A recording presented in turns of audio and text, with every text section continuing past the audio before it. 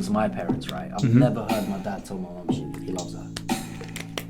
In my life. Listen, this is a very big thing. For example, with my dad, he's told me he loves me. Like, he'll text me, I love you. But you don't show me it. Like, we've never sat down and had like a conversation where we've opened up to each other. I've never cried to you. I've never told you the stress that I'm going through, and you've never comforted me in that sense. Yeah, you've texted me I love you, but it's not just saying it, it's actually showing you. Show me you do. Like when she's telling the story, I can visualize it, and she's like he fell, and she's like, I'm grabbing him, and like he's those last words that he can say, he's telling me he loves her, and then she's like, don't leave me. That's so beautiful. And stuff. And she went through what she went through, and she's still Muslim. Really? So I was like, to her, do you know what? The best perspective you can get from this is God showed you the religion and used him to do it. That's it. You and have that to should bring you peace and solace.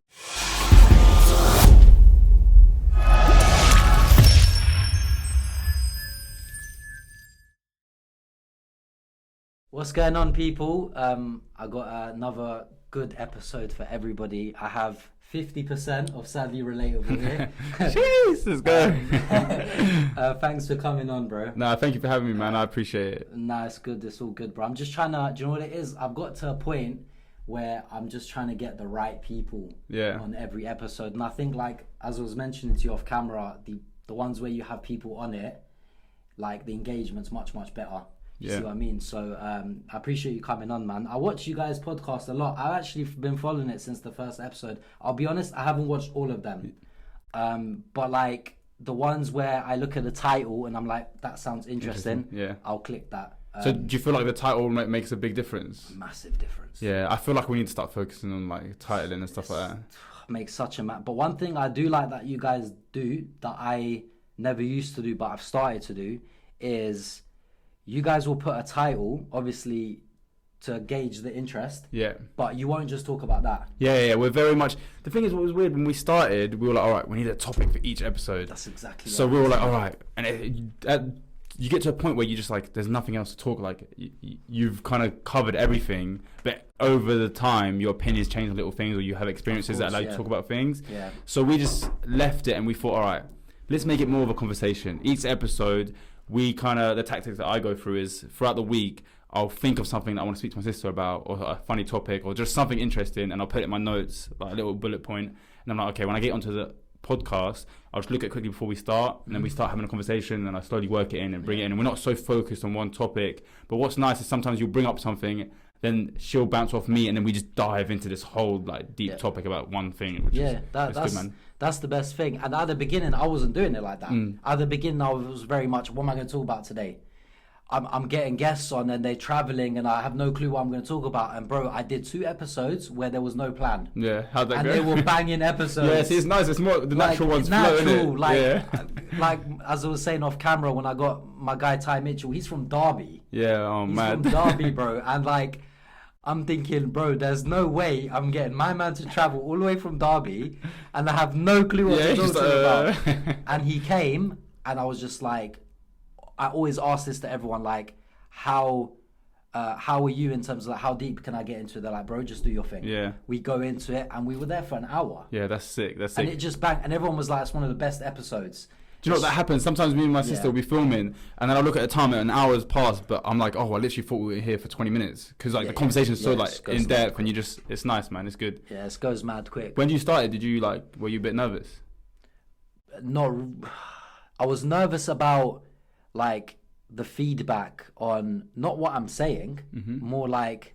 Remember how I was talking to you about like the quality of this, and then I've got to do this and export it like that and sync this. I was kind of worried about that because it's so important. But like talking on camera, I've never had that issue. Like last year during first lockdown, where everyone was like locked inside, I was doing lives for like 6 hours. Oh man! Like people were watching me from 10 in the night to like 5 in the morning, and it was Ramadan, so they were like, "Oh, I'm gonna get up and eat, but I'm not sleeping. I'll just watch." Back. Yeah, and then. After they'd like eat, pray, whatever, they'd go to sleep, and we'd do like lives for like 6 hours. I'd get different people on there, so that built my confidence. Yeah, see, that's smart. Mine was the other way around. So I wasn't that confident on camera, And doing the podcast, like I was so nervous. And even if you watch the first episode of our podcast, it's very like, I'm just like whispering, like I'm like very like tamed. And then eventually I just got more and more confident. Yeah. And then that helped me with lives. Because whenever I used to go on live, I used to be so awkward. I didn't know how to like interact. Yeah. But because I've done so many episodes now of the podcast and I'm slowly getting there, I go on live and I'm like, I can just talk. Like it just comes, like, it flows out and it's easier. Some people just have that. But like I've been like that since school. Like I'd get up and do a presentation and like, my voice wouldn't crack and stuff. Or like I wouldn't be like, oh, miss or whatever. I don't want to do this. I guess everyone's kind of like different. But when I started making videos, I got better, more confident, but I didn't really... You already kind of had that natural act. Yeah, I didn't really feel like it. But then as I was making more episodes, like I realized, just do it natural. Yeah. Don't rehearse nothing. Like before I'd be like, oh, hi guys, welcome to the GramCast. Today we've got Kalo here, or Ayub. We're going to talk about this. And it's just like, nah, bro. It's easier for like a natural flowing conversation. Yeah. Like even me, what's weird is, like I did another podcast not long ago, and now this is my like second one with you. I go back to like that first episode. I still have a bit of like nerves. I don't know why. Yeah. Like I think because I'm so used to the comfort of like being in control of everything. Like with our podcast, I like am in control of the camera, doing everything, making sure everything's right. And it's with my sister, so it's like just natural, like talking. And then when I come to someone else, I'm like, okay, right, just try relax, be cool, like it's calm, you're good.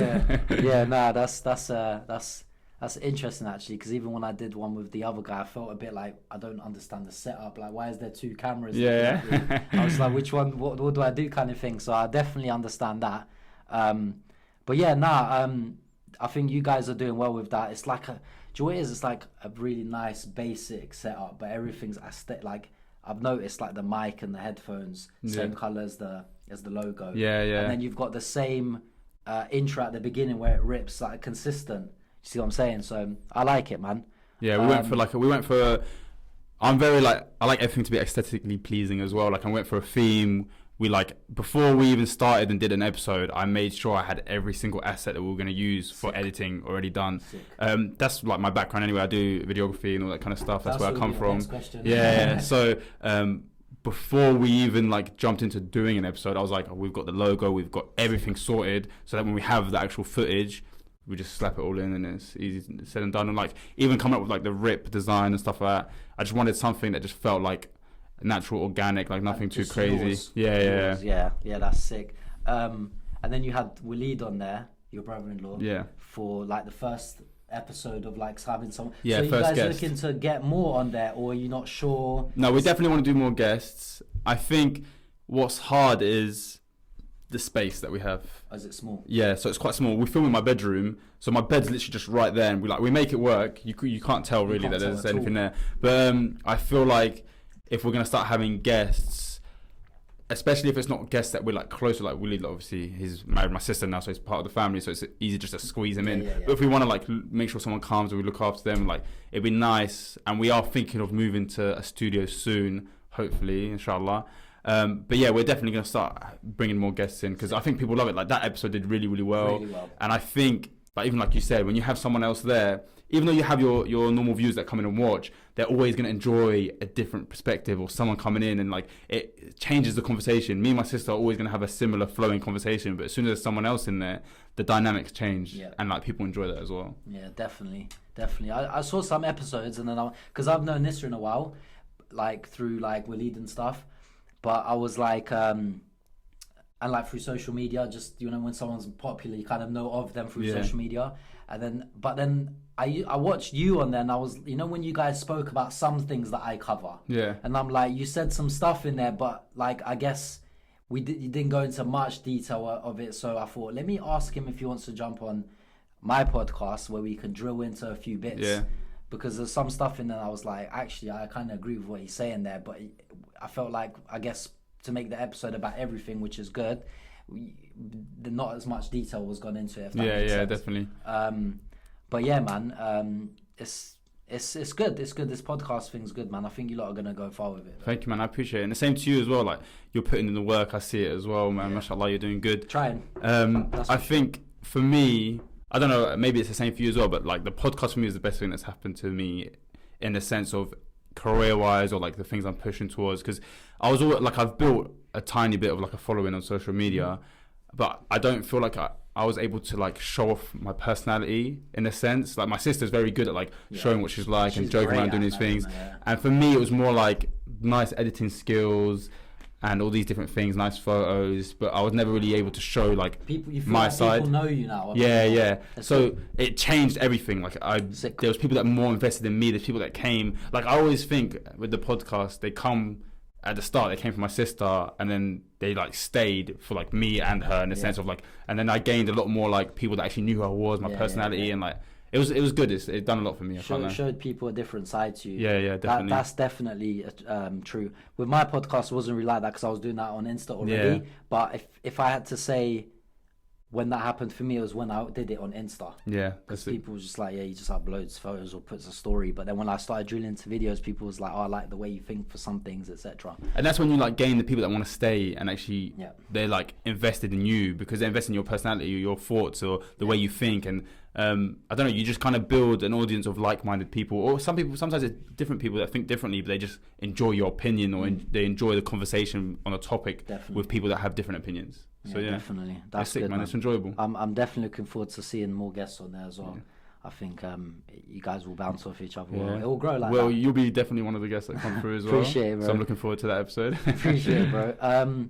So I kind of sort of want to go into a little bit of, obviously, congratulations on your sister getting married, bro. I remember when my sister got married, I was like, oh, thank God. Flipping heck. It's kind of nice, you know why? Because like, obviously as an older brother, and everyone thinks that I'm younger. Yes, everyone thinks. Thank God I finally found out. Everyone thinks I'm the younger sibling. I don't know if my sister just has like more of a presence of like older vibes, but everyone always thinks I'm the younger sibling. But everyone thinks I'm the younger sibling. I'm not. I'm older than her by like a year and 4 months. I feel like I knew that when maybe Willie told me, or I think maybe even Nisrin told me actually. But I forgot, and I was like, I have to ask him that. Yeah. So you're definitely by how much? A year and 4 months. Okay. Yeah. Cool. So it was quite close. Like even our friendship groups through like college and that were very similar. Like we were around the same age group, so it made it a bit difficult to be honest.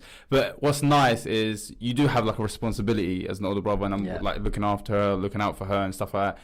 And it's nice to kind of like pass it on to someone else. Like, this is your job now, mate. See you later, mate. I've had enough. Yeah. Obviously, I'm the young, so I've got older brother. Yeah. And then my sister's middle. And I'm the last one, but even the younger one, I still felt like, even though I was really, like my sister got married at 17, 18. Oh, mashallah. Yeah, really, really young. And I was like 15 then, but still it felt like you had that feeling, as toxic back then. You didn't worry so much about your sisters and your female cousins. And now it's mad, life was different then. But even then, I was like, thank God. Like, I didn't mind who she would get married to per se. I'd never really had that mentality where, he has to be Albanian. Yeah. He was Albanian. But it's just like, my parents will get into all of that. But the thing is it almost was like, okay, like, that's someone else's job now to look after her. It's also nice when you know that they're a good person. Like, Walid, mashallah, like, he's a great guy. The reason I like him as well is a sense of, like, I see similarities between him and a sense of mindset. So, like, when someone's coming into your family and you feel like you think the same about certain things, it just makes you a bit more comfortable. Yeah. Like they're not like completely different in a sense, and you feel like, okay, there's someone that you can kind of trust. Did you know Walid? Obviously, you probably knew Walid before I suppose started speaking to Nisrin, right? Yeah, I knew him in the sense of like seeing him on social media. Like I had a few interactions with him. I saw him like a football game. You know, he plays for Morocco, like and all that stuff. He's a dead football but yeah, I'm not going to comment on that. I'm yet to be invited to one of his games, and then I'll see what happens. But that's what he does. Yeah. Because now you're his brother-in-law. He doesn't want to be like, oh man, my brother-in-law knows I'm terrible. Yeah. I can't invite him to the games. He's all right. But like, did you feel a sense of like, because I felt it a little bit, and I know my older brother felt it, like you're happy, but at the same time you're like, damn man, like, do you know what I mean? Like that's still my sister kind of thing. Like, did you kind of like feel that a little bit, or were you just happy? Like, I was happy, don't get me wrong. Yeah. But you still kind of like 0.1% of you is a bit like, Do you know what it was for me? The reason I didn't really feel that, and it was more just happiness, because I noticed a change in my sister that was a good change, positive change. Gotcha. So it was like this needed to happen, and like even everyone in the family talks, not that she was bad before or anything like that, but when someone comes into like your sister's life or anyone's life and you see that they've changed for the better, or they're doing things in a better way, you can't not be happy, if that makes sense. Yeah. You're like, oh no, this is the best thing that could have happened. Like even our relationships as a whole in the family, me and my sister's relationship, her relationship with our mom and our parents, all these things have like gotten stronger ever since she's got married. Yeah. So it's just nice seeing that and like. What do you think? It's interesting you say that actually. What do you think? Do you think it's the concept of the marriage, or is it the individual, i.e. Waleed? Is it a combination of both that makes that positive change? Because I saw that in my sister. Yeah. But I was young, so I didn't know how to question that, or I didn't even think it was a thing actually at the time. Yeah. But in the sense of like, what do you think it is about that made her more positive? I think, if anything, even. I think it's like it's a mixture of everything. So first of all, you'll have influence from your husband or like him, and his good traits will rub off on her. Yep. And not just that, like I think there's a sense of maturity when you take that leap into getting married. You have a certain responsibilities, and you kind of grow as a person. You develop. So I think all of that as a whole, not just that, the fact that she's like away from home, so it sweetens a relationship. When you're around someone all the time, there's that bickering back and forth where you annoy each other. But when you don't see each other that much, every interaction you have is like you're catching up. It's sweet. Oh, I've missed you. Like, and then all of it as a whole mixed together, you just develops a person in a better way. Yeah. That's what I feel like anyway. I don't think it's like one pinpoint thing, but definitely Waleed and his personality and all his good traits are a big impact as well on everything. Yeah, definitely. When I had him on here last episode, and we was talking about some stuff about it, and he even shared some things that I actually didn't even know off camera. Just toxic social media things. While you're in a relationship, and they're both in the public eye, they're popular, etc. And he was telling me things, and like you kind of know off camera, but like. He says it in the podcast, but I was the shock of the things he was saying because I didn't know it off camera. So the reaction was like genuine. Raw, I genuinely didn't know it was raw, and I was like, flipping heck, man! Like social media, like it's just crazy. That's one of the things I told them as well. I was like, I still advise them to this day because they're still a bit like active on social media. But I tell them, trust me, like just slowly, like pull yourself away from it. You don't have to be stuck in it. Don't feel obligated to be stuck in it because people saw you kind of come together on that platform. Like I was watching and he said like it was almost like accidentally they kind of fell into being a social media couple. But I said it's never too late to kind of just pull yourself back a little bit, like have some privacy to yourself and not be so open to the world. Because I think you're right. It's never. I don't really see any benefit in it. Like, maybe the views and the people find it interesting, but it's all just toxic at the end of the day. I feel like the views are not views from people that have good intention. Yeah. The views are like, I'm waiting for shit to and it comes at a cost as well. Like, okay, we're getting views, but then people are kind of just waiting for like the downfall. Consequences isn't worth it. So it's good that you bring that up actually, because that was going to be the point that I bring up. You being the brother and seeing how it got toxic sometimes with what people were doing and saying, like, how were you dealing with that as an older brother? Because I can only imagine, like, obviously she's going to be upset, he's going to be upset. Yeah. You have to be very thick-skinned, and there's certain things where, like, you're a human at the end of the day, bro. It affects you. Yeah, definitely. So, like, how are you kind of approaching that as, like, a support mechanism? For me, and I think this has been, like, the motto that I've held with my sister in general in the relationship for ages, is I'm never going to be that person that, like, forces anyone to do anything. I'm never going to... Like, went through that phase when I was younger where, like, try to shout at her, don't do this, don't do that. And if anything, it just kind of pushes them in that direction more. Yeah. The best thing you can do is give advice. And I think especially with, like, the toxic traits of, like, social media and that, when I see things happening, I say to her, look, it's better, don't even address it.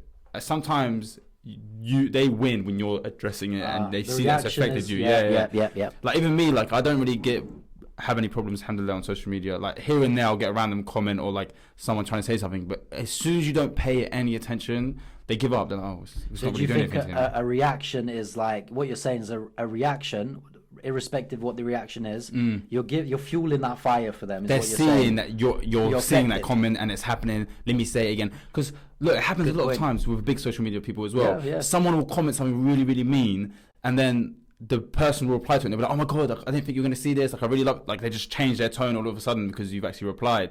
But a lot of the times if you just like don't let them know, okay, it affects you, everyone, like you can only deal with so much, and I think it's hard to like kind of just not let things affect you. But as long as you don't show that to people, you're not showing them that they get into you or they're able to say something that's going to cause a reaction, they slowly start to give up. And it's good that you approached it positively with her. But did anyone ever try reach out to you to get information with what was happening? Because, bro, people are effed. Yeah. People are effed. Like, I come out of a relationship a couple of months ago, and I chose mutually with the individual to not post that the person, you know, just because that's the kind of the angle we wanted to take. And it got to a point where I did a live because I didn't want her to feel uncomfortable with certain comments that people make in the comment section. Yeah. So I told people, look, I'm in a relationship now. And I explained how we met, but I didn't say who it was. And basically, I did that to try and alleviate the toxicity in the comments, because they're like, oh, we can't say that to Grams now because she might be watching. Yeah. And it did work to some extent, but people are so curious and clever. They found out who she was. And bro, do you know what's crazy? I've got some stories to tell you after this. But I beg you tell me, because bro, they found her, and the person that found her, I don't know who it is. Yeah. Like, you know them people that follow you and they watch everything you do, but they're not like posting, and they're just one of them profiles. They sent me a flipping profile. I'm like, how the hell and then I just aired it because I was like, I don't want them to think, don't give them any ideas. But I was just like, these people, like the curiosity to find out drama and to find out who and this and that, like they go to the extents. I remember last year my lives were popping, had hundreds every night. That's sick. Died out for ages.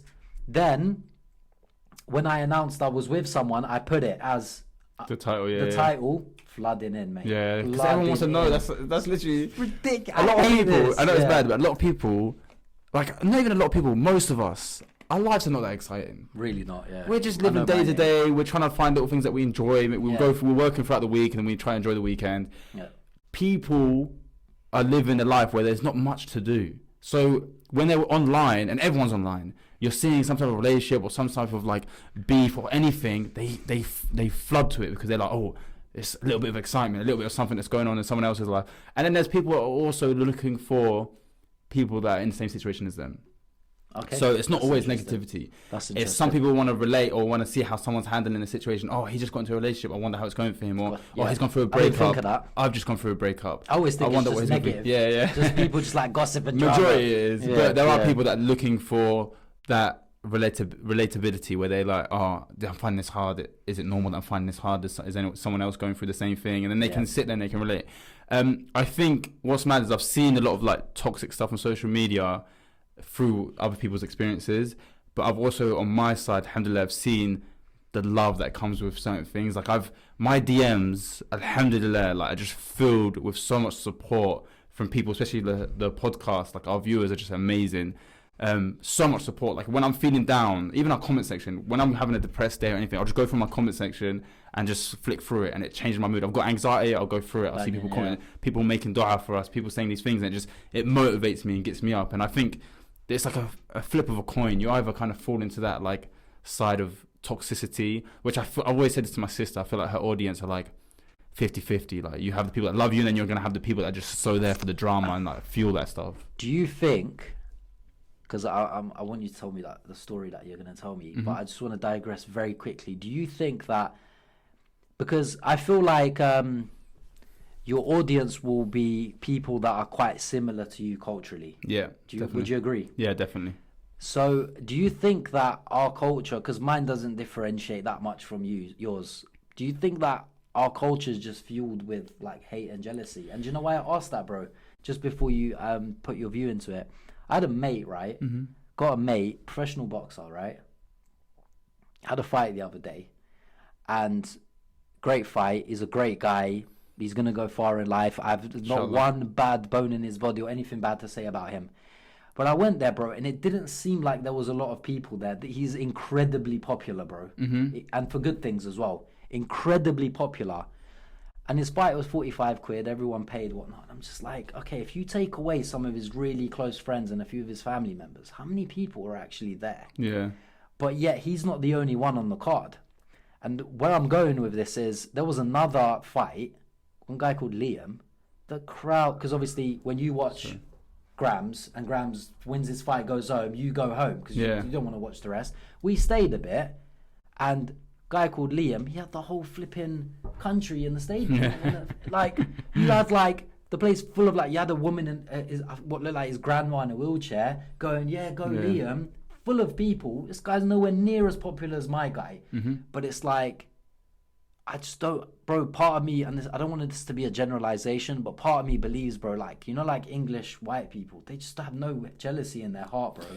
I know what you mean, but I think, I don't know, it's crazy, because I think when I watch boxing in general, like, for example, Tyson Fury, whenever he goes to a different country, wherever he is, the British people go, when they support someone, they're there. They'll fly out and they'll fill out the whole stadium and go off. Like, a lot of the boxing commentators talk about the British people in a sense as fans or like supporters. They're on it. Like, they're no very much like, in their heart, bro. He's Middle Eastern, by the way, my mate. And it's just like, bro, I've seen verified musicians, artists established in the UK posting him, speaking with him, and I'm like, but where are they today? Yeah. And it's just like, in my head, I'm just like, is our culture that, and why I'm tying it in what we're talking about is they're just there to see you do badly, bro. Like they're commenting and they're on your live and they're in your comments and they're watching your podcast just to see you slip up or just to have some kind of gratification that you're doing badly. And it's just like, is it us, bro? Like, is it a culture just like that? I don't know. It's a hard question because I understand what you're saying, and I from you explaining that, I've seen it as well, and I've seen examples of that, and I don't know. I honestly don't know. I think there is a bit of toxicity when it comes to certain like ethnicities, and it's not just us. There's a lot of ethnicities that are the same. Yeah, good and bad in everyone. There's good and bad, and I think a lot of people see, in general, set people as competition. There's people that do it with friends, like they support you until you're doing better than them. Do you know what I mean? So there's also a lot of people that kind of just support just for the fact that one day they might be able to get something from you. Do you know what I mean? For their benefit. Yeah, like I think the world is a selfish world, and it happens, man. I'm not excluding myself. There's probably times where I've naturally been like, oh, this person's doing well. Let me try like start a little conversation. Maybe we can like help each other in the future and stuff like that. It happens naturally, but I think there's also a lot of people that have a lot of hate in their heart and they don't want to see people happy because they're not happy. When it comes to tying that back into ethnicity and culture and stuff like that, I don't know. It's a bit of a hard one. It's a hard one to say. It's literally, I was just like thinking out loud. I was just like, I don't get it, man. I don't get it. And I was just like, I think sometimes it can be just that pure, like, does that person have a connection with the people that are following him or the people that know him? Because sometimes you can have someone that's very well known, but there hasn't been that much substance of like building that audience around you that are dedicated into the person you are, if that makes sense. So maybe that Liam guy had a lot of people around him that were hometown supporters. Like, you know, they say like in America, because it's so big, if you're like good in your neighborhood and you become like big in your neighborhood, you've basically made it because they'll all support you, they'll all ride out for you in that sense. It's the same here. Like maybe he just is really well known just in a small area, but there are people that are dedicated to like, all right, we're gonna come and watch you. Whereas he's known around London, around these different places on social media, but it's more online. It's not real life. Do you know what I mean? No, I get it. It could be that. I'm willing to listen to any perspective on that because I just found it a little bit iffy, and I was just like, could it be that? But then there might be an element of truth to what you're saying, because you look at Florian Marku, the Albanian boxer. He's on top of the world right now, and he went to Albania the other day, and the streets were full of people blocking his car, like cheering for him. So it's a bit like Catch-22, and I'm not really sure whether there's any truth to what I'm saying. But do you feel like culturally, like, because we've grown up here, I know I've grown up here, do you feel like we're behind on a lot of things? I mean, when we look at things like marriage, for instance, and things like who we allow our daughters to marry, and I say daughters first because that's always the tricky one. It is. And it's just like, even though we've grown up here, I've been here 27 years, but that mentality is stuck with my parents, and it's just like, do we need to I think it's a bit sad. I think it is a bit sad, and I think we still haven't hit that generational gap where, like, I think our generation and lower is when we're going to start seeing a change, because we're the generation that have kind of lived it. We've seen our friends not being able to marry certain people. We've experienced it ourselves. We wouldn't want the same for our children. But then I get worried. I think to myself, maybe it's just like, as the older you get, or when you really care for your child, you start to fall into these categories of, oh no, I only want them. You want safety, you want security, so you think, I don't want them to go out and be like stuck in a situation where culture is different and stuff like that. But I am someone who's very firm on like, it's about your din as a person, as like when you're looking at someone, it's about like what he's like, his mannerisms, all these different things. Like, why is everyone so focused on what his background is or where he comes from? At the same time, I can understand it because it is easier. Okay, your parents can now communicate with each other because some people don't speak English. Some people, they struggle, and for them, they want that comfort. But at the same time, like, you're not the person marrying them. Like, if my daughter wants to marry someone else, I'm not going to marry this person. They're going to be together for the rest of their life. There's going to be a time where you never know, like, if I'm going to go first or not. But if I pass, she's going to be there with him. Mm-hmm. Like, why am I going to be picking it someone that I like or someone that I want? Yeah, you're not going to end up. And then do you really want your daughter to marry someone you wanted them to marry, and when you're gone, they're stuck with that person? And for women, it's harder as well. Like, we've got a lot more leeway in that aspect. I just feel like I'm just trying to tie this all into like the whole, because I deal with a lot of these cultural stigmas and stuff that I talk about, and I just like different people's perspective on it. And I look at and I do a lot of research. Do you know what it is, bro? Like, since I've been doing this thing, I've had to research stuff. Yeah. Because people pull me up on it and say, where did you get that from? So definitely. I've got to now go and find like references as to why I've got it, right? And in my head, I'm like, okay, why? And you can find it so many sources. Like, why is the top 10 best countries for women to live in, none of them are Middle East and Arab countries? Yeah. And it's just like, and they look at violence towards women, they look at education, they look at jobs. Majority of them are Scandinavian countries. The first Middle Eastern country, I think, is in like 27th. Yeah. I'm like, why? Yeah, it's a bit mad. And I think what's sad about stuff like that as well is a lot of people tie that back to religion, when I don't think it ties back to religion at all. Yeah. Nothing to do with it. I think it's cultural. I had someone say that to me once. They're like, Norway's first, Sweden, Canada, all these countries, Netherlands, none of them Islamic countries. I go, oh, that's interesting. I was like, so what's India? Yeah. Is that an Islamic country? They're like, no. And I was like, then why is India in one of the worst lists for women? Nothing to do. And Hinduism isn't even an Abrahamic faith. Yeah. So that's completely different now. So it's like, okay, what's your answer to that then? Yeah. It's that region where it's like, and I don't want to, the thing I get criticized a bit because like, you focus so much on women, but it's like, it has to be though, bro. Like, there's so much misogyny. It's crazy. Like, I'll give you an example that I researched, right? In Afghanistan, majority of young women get pulled out of, majority of women between the ages of 15 to 18 get pulled out of school to get married. Yeah. Not to get an education, not to get a job, marriage specifically. Only 35% of them are literate. Only 35% of women in Afghanistan of all ages are literate, which is only their own language. Remember, we used to like get French classes and Spanish. Yeah, that's their own language, and literacy is only reading and writing. Versus, I think it's just over half of men, over 50% of men. And then someone was like, yeah, but Grams, maybe because it's like a war-torn country. I was like, okay, but then why has it affected women more than men? Because the men went through that war as well. Yeah. So why is it like that then? Why hasn't it affected men as much? And it's just because our culture, bro, is one of those ones where your wife stays at home, and which is nothing wrong with stay-at-home wife. Yeah, my mum did that. But the point is that they can't read or write. Yeah. Like, they're being completely restricted. And then what happens is if they end up getting in a situation where they want to leave that. Sorry, my alarm keeps going off. That's fine. I feel very, very rude. That's all right. Let me just make sure that is turned off.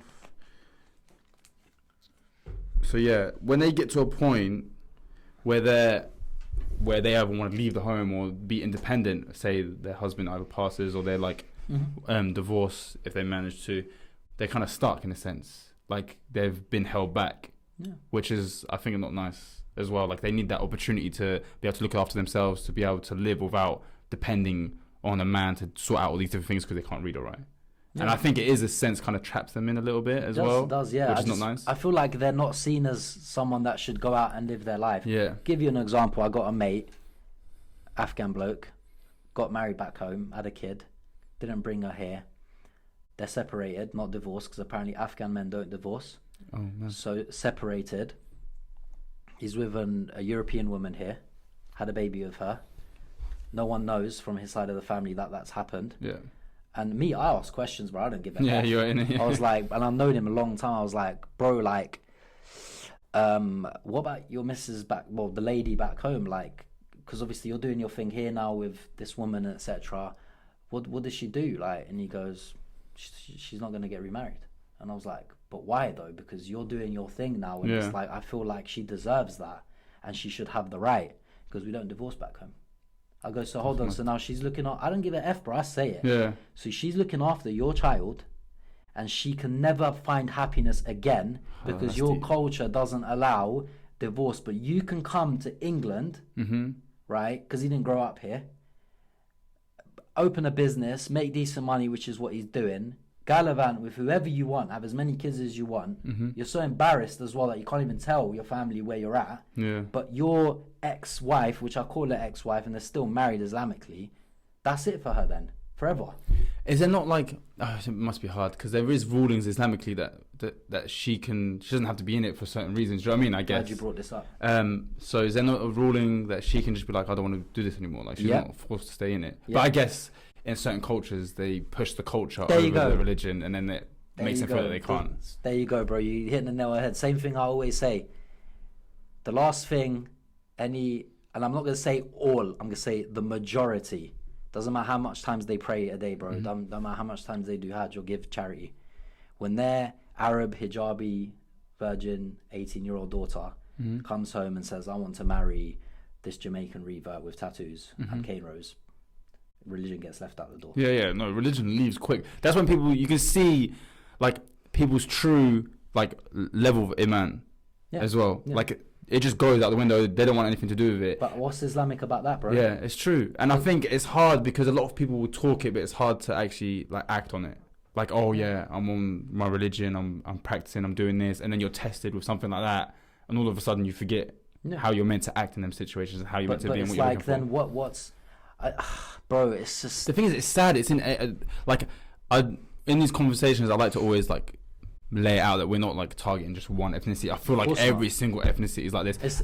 There's a culture, like there's a cult. There's like I haven't looked into it deep enough yet, and I will, because I wanted to write up something about it, and some of my family were like, be very careful with that, and I'm like, with facts, men lie, women lie, numbers don't, right? Yeah. When a fact that's been researched, I don't care what people say, and at the end of the day, bro, it's like there's clearly a problem here. Yeah. Like, and I feel like, remember I brought up the Hindu thing, like it's not just the Islamic countries, if you even call them Islamic countries per se, because they're not really governed, I don't believe, Islamically, more kind of societal and cultural, but something has to be done, bro. Like, that's not acceptable that she can't remarry. Why? And why can't she remarry, bro? Because the village and the people are gonna be like, she's this, she's that, she's this, she's...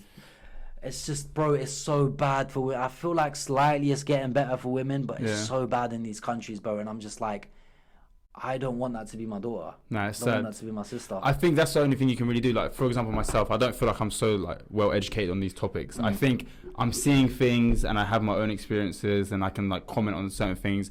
I wouldn't be able to say this is this and this is that. I can only go off my own opinion.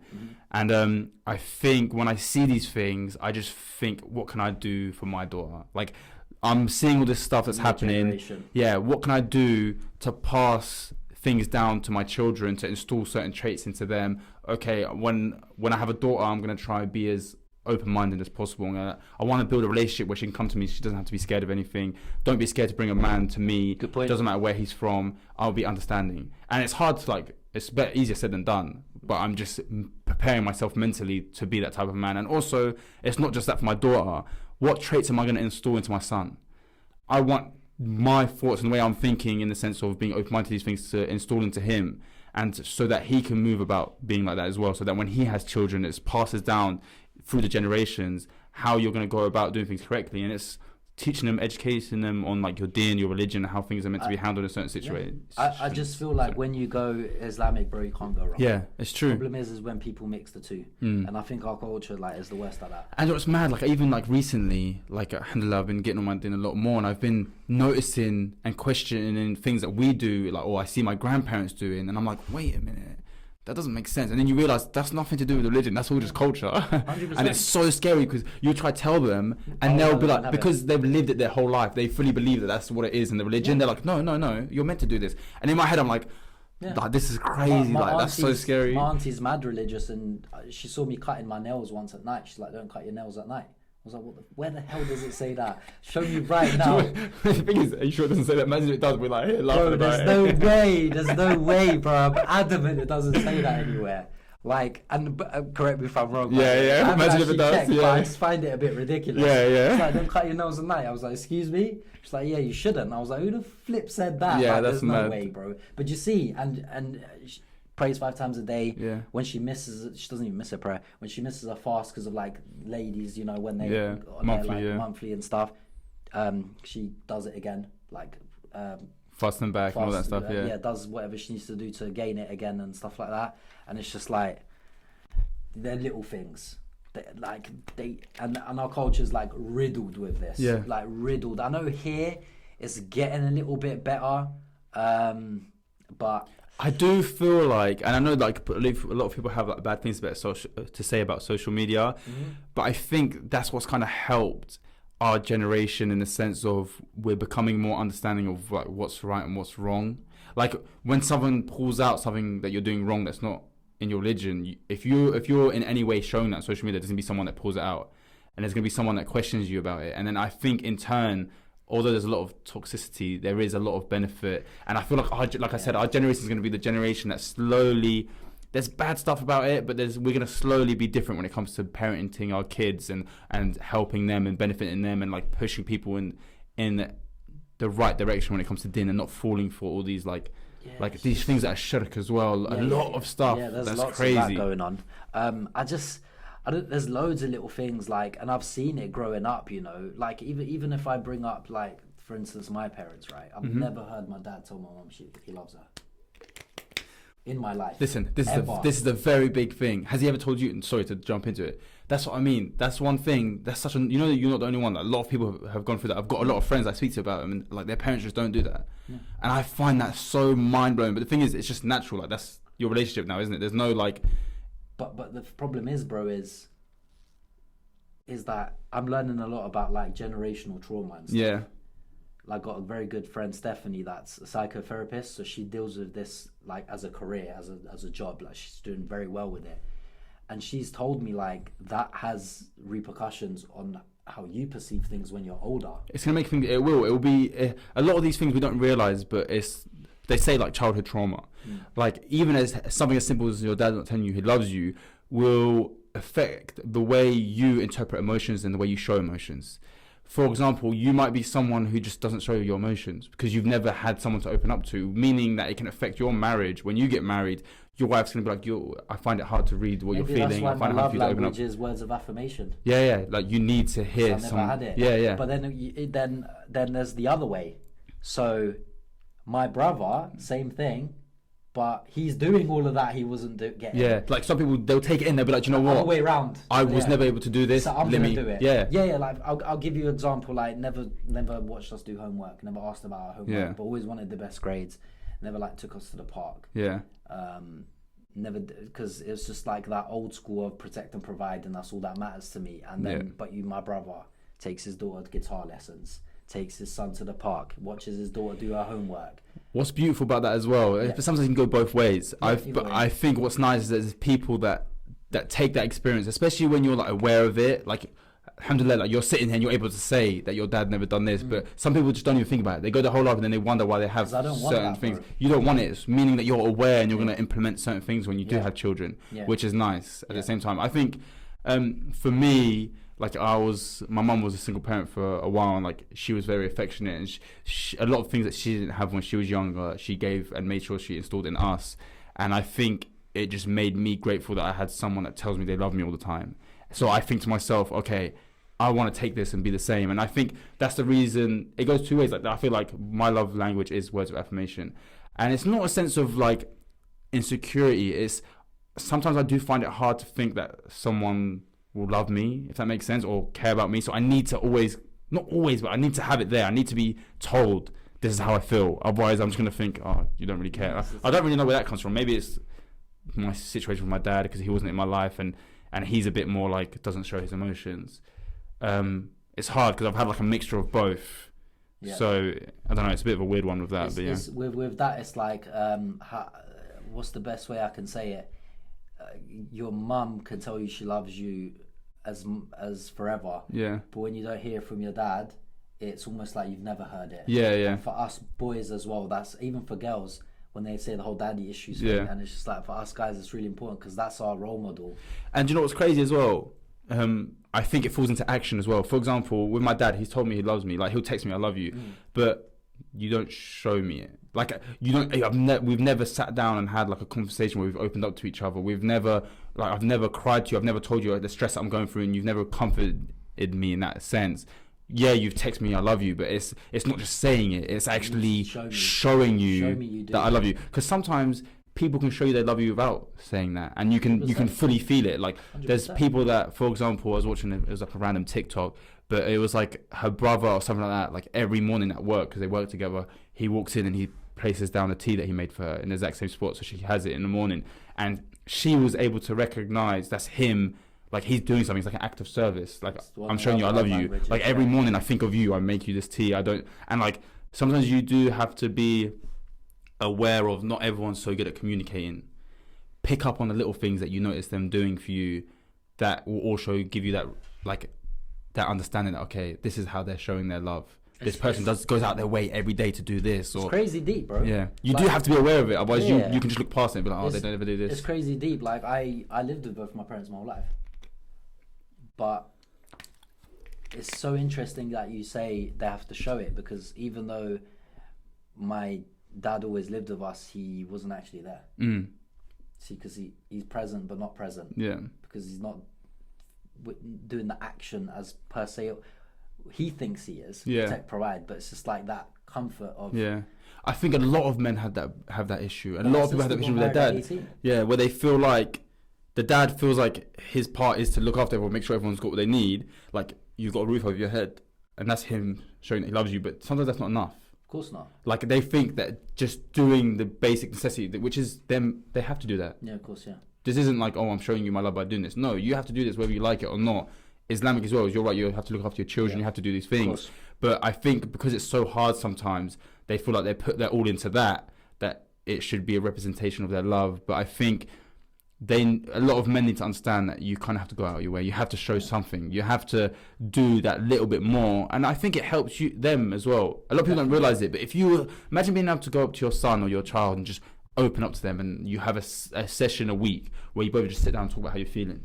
Yeah, but I think that'd be beautiful. We couldn't do that. Like me and my siblings were scared to tell my dad anything because of the repercussions. Yeah, so it's just like I don't want my kids to ever be scared about anything they've done. So it's the same with mental health. I'd wait at the windowsill. Yeah. For that 6 o'clock to come, like, I'm getting beats. Oh, yeah. I'm scared. Obviously, my mum's gonna sit. I'm getting beats. Yeah, but you know what it is? It's the same with like mental health issues. A lot of people can't go to their parents because the parents don't believe in it. There's a stigma. Yeah, they're like, well, when I was younger, I had to travel 10 miles just to barefoot basically just to get to school. Like. De-appreciating what you're saying, like like what's the word I'm looking for? Like disregarding what you're saying because you don't believe it. Like in our culture, go back home, depression, there's nothing wrong with it. Just like don't do that. But you know what's scary about that stuff as well is that a dad and a mother, like in certain cultures, will be like, oh, we don't believe in depression, just do this, do that. They probably don't realize that they're going through it themselves. They're just not educated on it. No, they don't know why they wake up every day and they find it hard to breathe and they've got this worry, not realizing that they're experiencing anxiety every single day. They think we all feel like this. It's normal. Yeah. But that's not normal. You're going through something, and as soon as you can realize that you're going through something, is the only way that you'll be able to be there for your children emotionally and in any way, like be there for them, just to help them mentally, physically. You have to kind of understand yourself as well. Yeah. And I think a lot of our generation, our older generation, didn't really do that. There wasn't this like availability of information like we have on social media for them to understand what they're feeling. Yeah. They just woke up every day, went to work, didn't speak to people about their emotions. They were taught from their parents. As I said, my sister's the middle one, She got married at 17. When I was speaking to my friend about it, Stephanie, as I was saying, I was like to Stephanie, help me understand something. My sister, 17, turning 18, grade A student, doesn't do the party lifestyle, goes to Westlife concerts constantly. This room was covered in Westlife concerts. Yet she married a freshie back home with no education, no job and nothing. And she goes, that affection from a man she never got, the second someone gave that to her, she latched onto it, and then that filled that void that was missing for all those years. And then that feeling couldn't go away, and then she thought, I'll just marry this person. Like there's no ifs or buts around that, she was saying. But sometimes that's beautiful as well, like maybe sometimes just having that love, like as long as he's a good man at the end of the day, he's fulfilling her in a certain way that she's always wanted. And as long as he's still a good person and he's got these aspirations and he's doing things, I don't think there's that much wrong with that. I think it can cloud your judgment, like in a sense. Like some people get into these relationships where there's either abuse or these manipulation because you've never had love. I'm showing you love. Now I'm going to use it against you. Oh, I'm going to manipulate the way we do things, or like how. And you can't leave. Yeah, because it's the first time you've had it and you want it. That's it. It can work like in a malicious way as well, because it clouds your judgment. You don't know, and then mate, when you're in love and you're attached, you're F. Like it's so difficult to leave. I'm not gonna lie to you, it's so scary how like we can become so attached to someone. And like you literally believe that like that person goes, you have nothing left. Oh, I see that every day. Like so my crazy. DMs, bro. Like my DMs is full of that. And I bring up one point, right? And I brought this up on the last episode, but I just want your opinion on this. Yeah, what you think? Like, I'll get a girl, random female, message me, and she'll say, I met Ayub and he was great at the beginning and everything was fantastic and we got together, we've been together a year and a half, but he's doing this to me, he's doing that to me, like I'm depressed, I'm suffering, this is that, yada yada yada. And I'm like, okay, why are you staying? Because I love him. Okay, so you're not staying because you feel like that guy he was at the beginning is going to come back one day, and that's what they wait for. And not just that, you know, when you're in love with someone, you build up this image of what you want them to be and what you think they are. Yeah. And every time they don't fulfill it, you think it's okay. Like they'll get to that point. Wait, this is it. Especially you wait. As a female. Yeah. Females do that a lot. You're stuck. That's it. You're in this loop of thinking they're going to be this person because you love them. And it's not until you step out of the situation, and it takes so long to get to that point where you're out of it and you're looking at it and you're like, why the hell did I put up with that? Women wait so much, bro. And the thing is, it does happen to both sides. I've personally been in them situations where like I've been in a situation where I've given my all to someone and I've set them at a certain standard and like I've thought of them a certain way, and then when you stepped out of it, I thought to myself, what the hell was I doing? Like, it's so scary. And people don't realize that it doesn't really take that much to get over someone. If you were able to really just come out of a situation, no contact, block them, you have no contact, give yourself 6 months, you'll get to a point where you're happy with yourself and you're living and you don't have to keep hearing from them. I know it's hard because sometimes a lot of men and a lot of women try to come back into your life and they don't want you to forget about them. But if you're able to successfully cut that tie of interacting with that person, you'll start feeling that happiness of understanding what it's like to be on your own again, to understand to not rely on someone else for your happiness. And I think it comes back to as well on your like haram relationships and all these different things. There's a reason these things are not good, and it falls back into that attachment. We should never. I saw a quote. I don't know if I'm gonna get this exactly right, but I'm gonna say it anyway. It says that when you're attached to something other than Allah Subhanahu wa Taala, He will. Oh, sorry, I have to find it. It's such a beautiful quote. Sorry, I need to make sure I find like the right one. Find it, because do you know what it is, bro? Like, you're absolutely right, and I don't want to go back to the beginning of the episode. But Walid and Nisrin realised this. Yeah. And they knew we'll do things the proper way. And do it the way that we're supposed to do it as Muslims. Do you get it? And look now, bro, like, it happened. Like, it's crazy. Like, did it the proper way, bloody got married.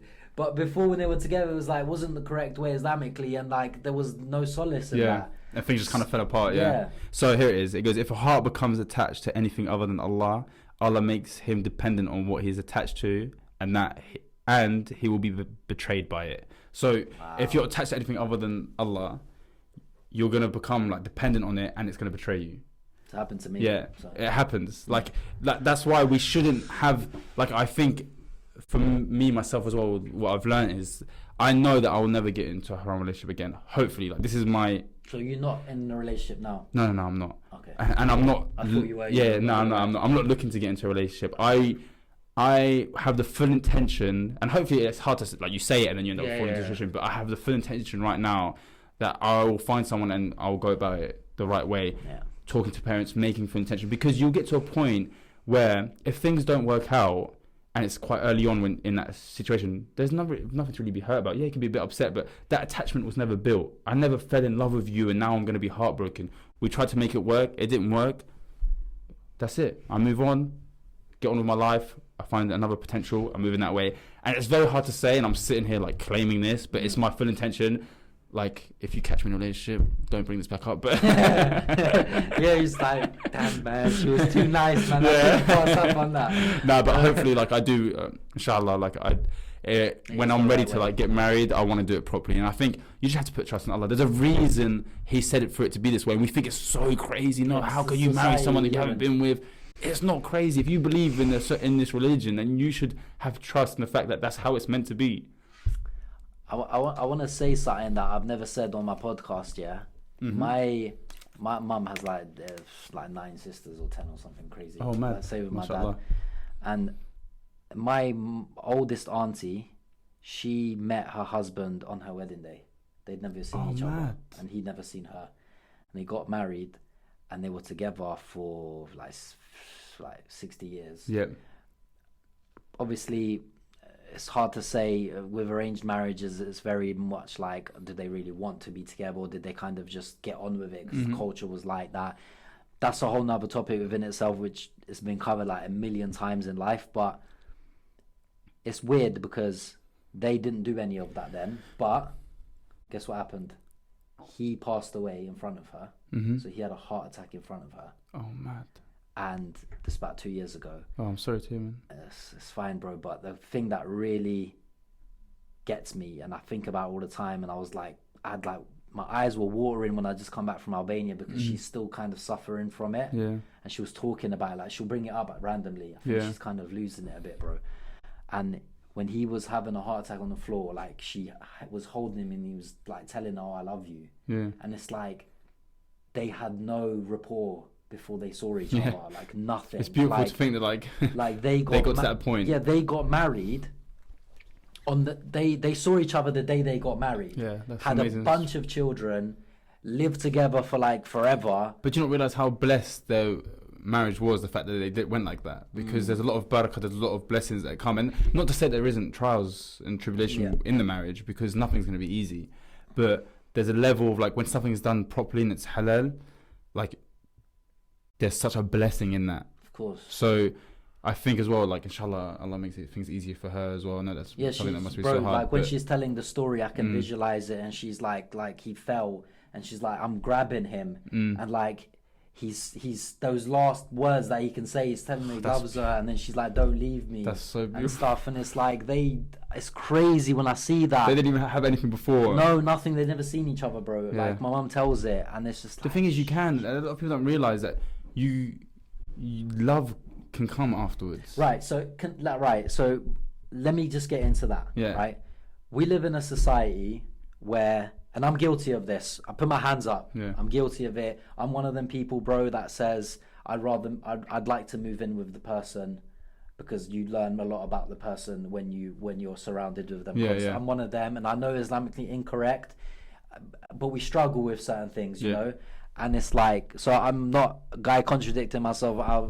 I'm guilty of this, but it's like, do you believe that you can learn to love someone? And what I mean by that is make that commitment, get with them in a halal way, I suppose, nikah, whatever, move in together, and then learn to accept each other for that commitment and what they are, and then love each other. Do you think that's I suppose there's two questions in one. Do you think that can be done today with the people that how they are today? Because it's very old school practice, and I think back then it could have been done. I just think people are very malicious now and cause harm a lot.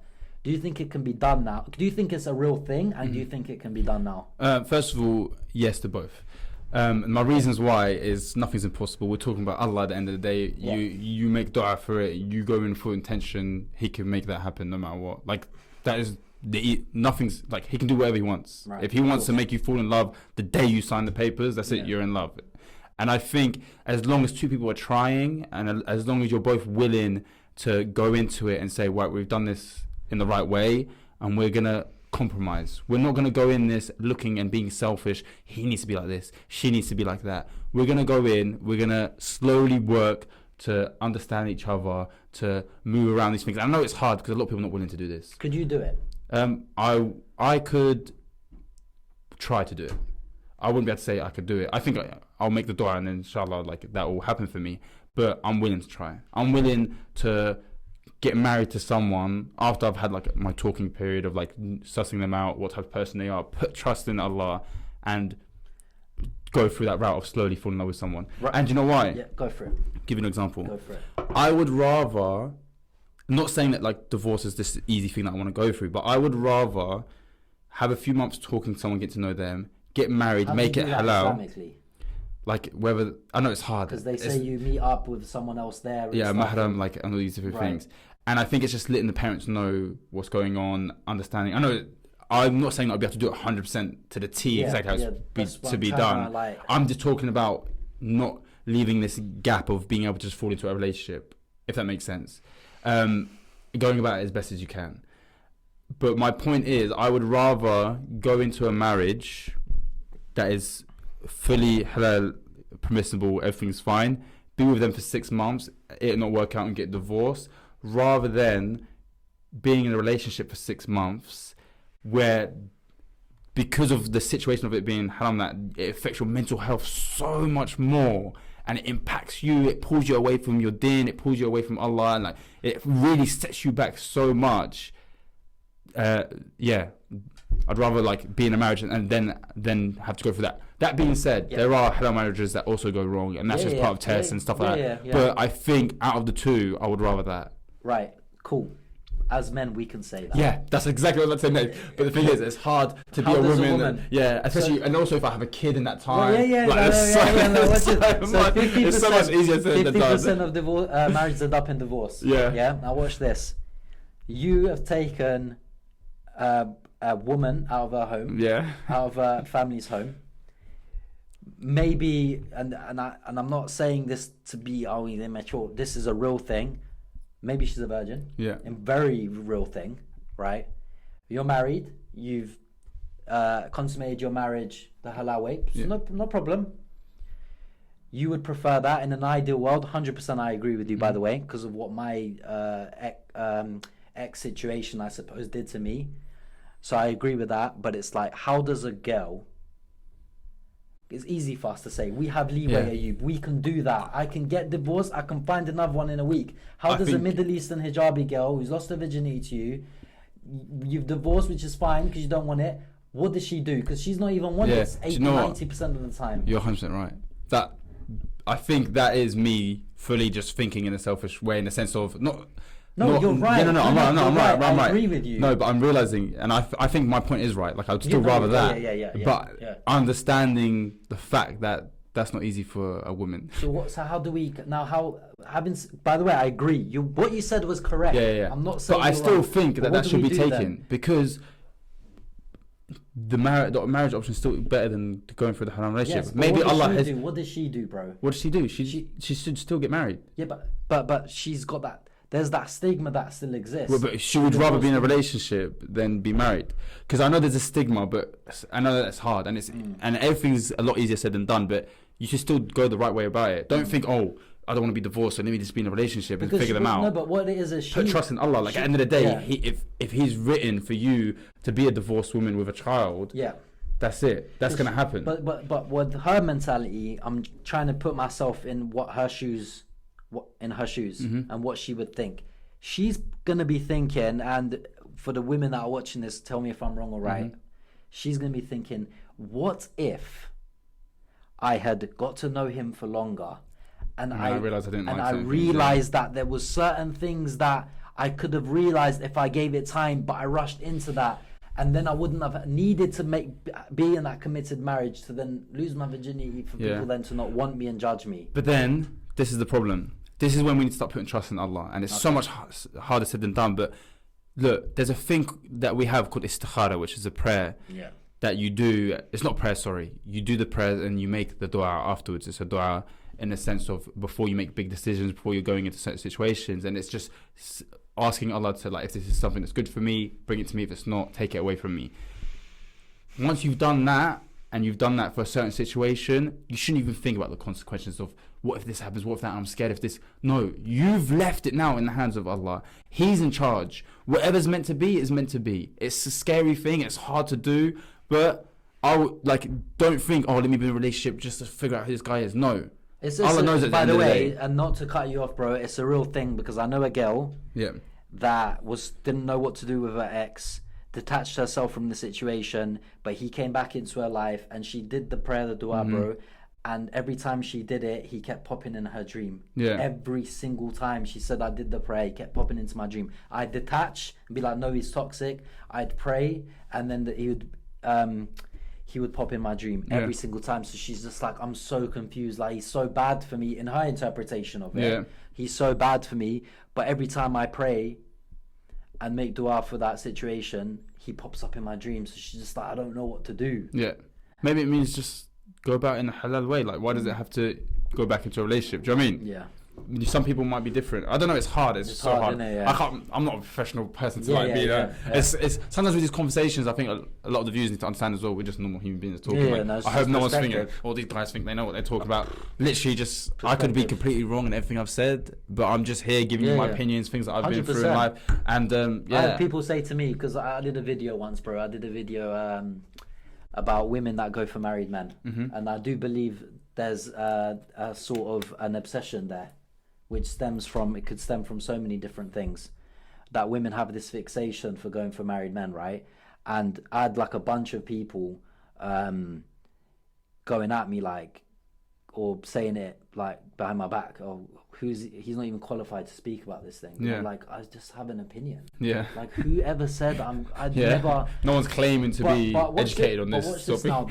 That's such a dishonest response, because when I sent that to Steph, who's an educated person's opinion, she wrote a fat paragraph under the video, which is pinned, by the way, it's still there, where she gives an educational justification. They still won't accept that. They won't. So it's just like, just because it doesn't suit, they'll use it against you until they can't use it anymore, and then they'll find another reason not to agree with what you're saying. Exactly. So I don't know, bro. I just feel like in this, it's so hard, bro. It's mad. It's so difficult, man. Like, I remember. The thing is, it shouldn't be this difficult. Okay, why is it though? Is it because social it's media? Made simple. It's made it's laid out in our religion. It's so simple. It's such a simple thing. It's just we've created this whole thing around it, and it's culture, it's social media, it's the countries we live in, the people around us, the way the world is now, and how much wrong is going on. It's just built us to be a certain way. Having said that, because I get a little bit of criticized a little bit. Like, I like to look at things from all perspectives, and I like to say things for all of the audience. And I made a video once about, like, I feel like if you feel like, basically, you shouldn't tell your partner or anyone your past sins.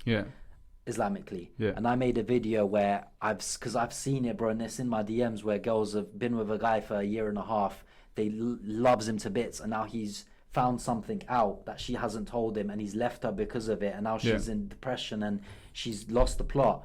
And I just did a video saying, look, I think with full transparency at the beginning, and then he finds out from some dude, he can just turn around to the dude and be like, bro, she told me that when I first met her. It doesn't. I think there's benefits to both. I think sometimes it's more like, I'll go off my personal experience.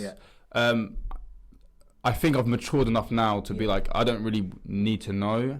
In a sense, I don't want to know too much. Like, I'm not going to judge you whether, like, it's cool, it's between you, it's your sins, you're covering your sins. But there's also that part, like, if there's a possibility that you feel like there's close relationships around me where it's going to somehow come to me, if you feel like there's an opportunity where one day I'll be around a group of guys and you know a guy and he knows of someone and you see that there's a link that could come back to me, I would rather know. Right, okay. But I'm not going to force you to tell me, because at the end of the day, it is her right to not say something. You see how it's difficult, though? It is very difficult. Islamically, it's wrong, and I accept But you have to communicate that to the women. I will communicate this. Look, I'll be honest. You have the full right not to tell me anything, but I would personally rather know. To communicate that to them. Let them know. If there's a possibility that I'm going to be around people and something's happened and someone's going to bring it up to me and I have to sit there and kind of like take it as a slap to the face and pretend that I kind of knew but I didn't. Like I would rather just let me know, like, and but the thing is, you also have to let them know that it's okay. Yeah, of course. Because a lot of them will not say, they'll be willing to tell you, but they're scared to tell you out of fear that you leave. Use it against them later on. Yeah. And the reason I brought that up, with tying it to what we just spoke about, is because how does Emily from Essex, that gives 0 Fs about religion, 0 Fs about Islam, what kind of perspective, like, would you then advise her look at what Islam says about it? What kind of perspective would you give her? Because the thing is, I like I said, I like to make videos where everybody can watch, and not always give like an Islamic perspective or religious perspective, but it's like Emily that gives 0 Fs about Islam and doesn't care, never will about it. She's suffering. So what do you say to her then? I think this is what's hard. It's hard. Balance. Yeah, it's hard to find the balance. It's also hard because every decision I'm going to make in life is going to be based off my religion. So as much as like you want to make it relatable to all the audience, I don't think I can sit and just make up how I'd react to something knowing that that's not how I'd do it, if that makes sense. And I would rather implement it into my answer, because you never know. Emily's sitting there, she's thinking this ain't gonna help me, but she hears something. I kind of like how he said that, or I kind of like that. That's how you should handle it. Next thing you know, Emily's looking into religion. Next thing you know, Emily's better in her life. She's doing things in a certain way. Even sometimes if it's not her adapting and going into religion, she's going to see certain things that think, oh, maybe that's how things should be done. It's absolutely right. And then she implements that into her life. I'm not saying that's always the case, but I think I would rather that than to just, like, it's hard. Like, I don't know what to say to someone who's not religious, God how works. to handle something. You know what I mean? Yeah, exactly. Because I handle it in full knowledge of thinking of God, and he's...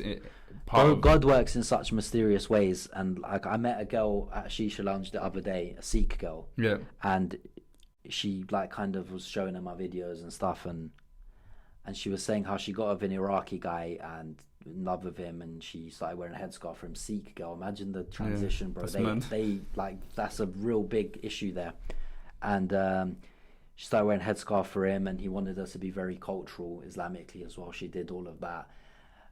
Long story short, he left her and got married to some other Iraqi bird back home. She went through what she went through, and she's still Muslim. Really? So I was like to her, do you know what?